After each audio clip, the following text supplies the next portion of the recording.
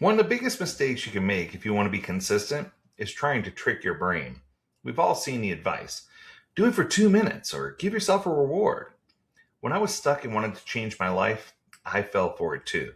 And that's why we're doing this Friday Agile, Not So Agile episode of the Daily Stand Up Podcast to talk about how to reframe the way you think.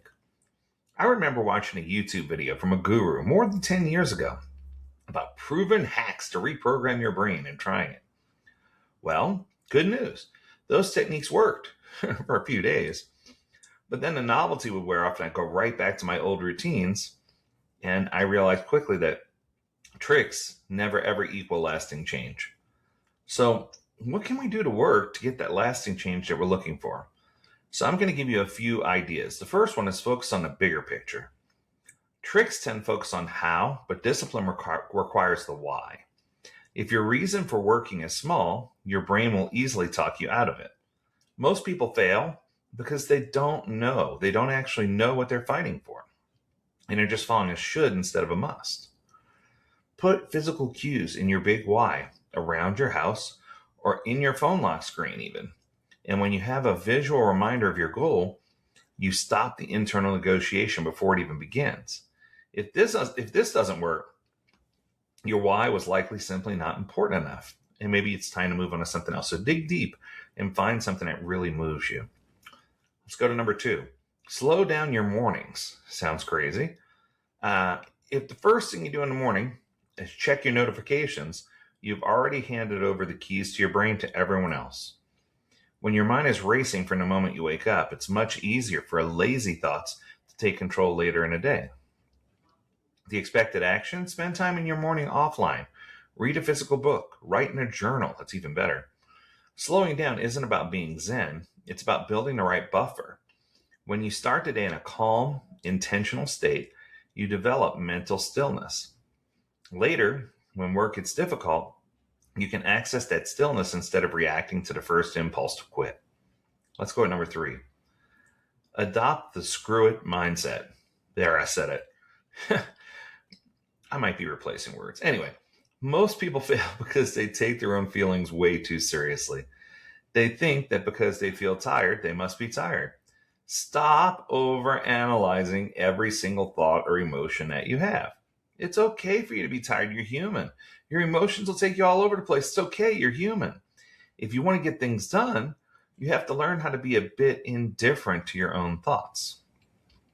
So in action, that means practice being detached. When your brain starts complaining, say, you know what, screw it, and do the task anyway. This is about breaking the link between your thoughts and your actions. Once you realize that your body can move regardless of what your brain's whining about, you become consistent and you become better. Let's go at number 4. Take your body seriously. This is a paradox. You should be detached from your mind's whims, but obsessed with your body's health. Many people think they have a motivation problem when they actually have an energy problem. You cannot mute a brain that is screaming for help because it is sleep deprived or fueled by junk. The action for this one, of course, is treat your sleep, exercise, and diet as non-negotiables. They're not negotiable. And remember, if you aren't sleeping, your prefrontal cortex, the part of the brain that handles discipline, literally shuts down. Fix the biology, and the hard things suddenly feel easy. All right, last one. Remove the social media disease. You cannot have a quiet, focused mind if you're feeding it hits of dopamine all day long. If you can't stand in line for 2 minutes without checking your phone, you will never be able to sit for 2 hours to do some deep work. Stop taking your phone everywhere. Put it in another room while you're working. Every time you scroll, you're training your brain to expect a reward for zero effort. You're literally practicing being distracted. Is that what you want for your life?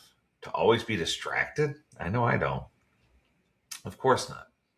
Remove the apps. I know you probably did it 50 other times like most of us, just this time don't install them again. I can tell you, I recently completely abolished TikTok from everything. And boy, let me tell you, I'm happier. It's not that the people that I met there weren't cool. It's just, it takes so much less time and energy, and I can dedicate that time to doing things that I love again.